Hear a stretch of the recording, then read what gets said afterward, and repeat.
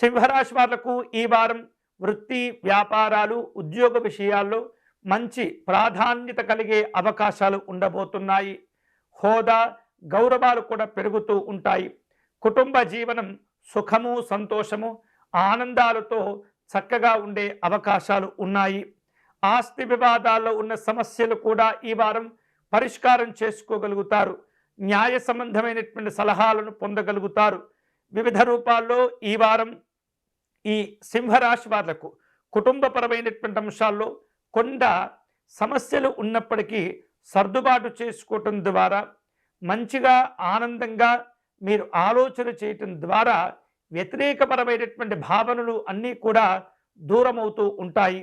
అలాగే గృహ ప్రయత్నాలు ఏవైతే చేస్తుంటారో ఇంటిని కొనుగోలు చేయటం కావచ్చు, లేదా తగినటువంటి మార్పులు చేసేటటువంటి ప్రయత్నాలు ఉన్నటువంటి వారందరికీ కూడా ఈ గృహము విషయంలో ఈ వారం అనుకూలమైనటువంటి ఫలితాలు ఉండబోతున్నాయి. వాహనాలు కూడా కొనుగోలు చేసుకుంటూ ఉంటారు. ఒడిదుడుకులతో కూడుకుంటూ ఉన్నటువంటి వ్యాపారాలు, సమస్యలన్నీ కూడా సర్దుబాటు అవుతూ ఉంటాయి.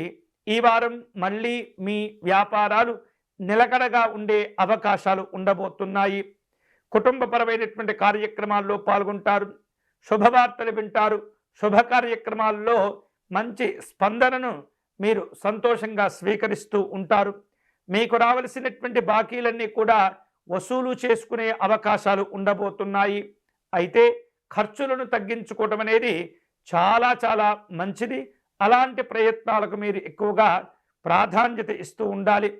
బంధువులకు లేదా స్నేహితులకు కొంత మీరు ఆర్థికంగా సహకారం అందించేందుకు ప్రయత్నాలు చేస్తుంటారు. విదేశీ వ్యవహారాలు కలిసి వస్తుంటాయి. దూరదేశాల్లో ఉన్నటువంటి మీ పిల్లలు, మీ బంధువులు, మీ స్నేహితులు ఎవరైతే ఉంటారో వారికి సంబంధించినటువంటి కొన్ని రకాల శుభవార్తలు కూడా వినేటటువంటి అవకాశాలు ఉన్నాయి. విద్యార్థులకు ఈ వారం కొంత కష్టపడవలసినటువంటి వారంగా ఉండబోతుంది. ఏకాగ్రతతో మీ యొక్క చదువులను ముందుకు తీసుకువెళ్ళటం మంచిది. ఈ వారం సింహరాశి వారు శుభకరమైనటువంటి ఫలితాలు పొందే క్రమంలో లక్ష్మీ నృసింహస్వామి వారిని పూజించటము, ఆరాధించటం మంచిది.